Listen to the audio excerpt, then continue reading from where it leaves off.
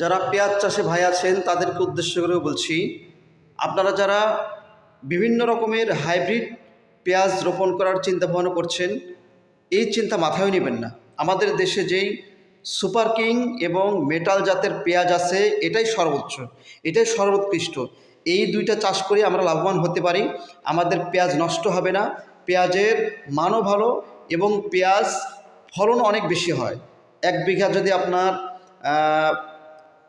যেটা বলে হচ্ছে সুপার কিং, এই পেঁয়াজ যদি 1 বিঘা আপনি রোপণ করেন তাহলে পরে সেখান থেকে 100 থেকে 120 মণ পেঁয়াজ আপনি পাওয়া আপনার জন্য সম্ভব।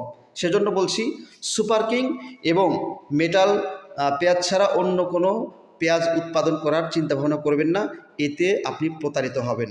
আপনি 1 কেজি পেঁয়াজের বীজ কিনবেন 15,000 20,000 টাকা কেজি। ওই পেঁয়াজের বীজ আপনি রোপণ করে ওখান থেকে কি আসবে? আপনার পেঁয়াজই তো আসবে, সেখান থেকে আর তো 200 মণ 250 মণ পেঁয়াজ আসবে না।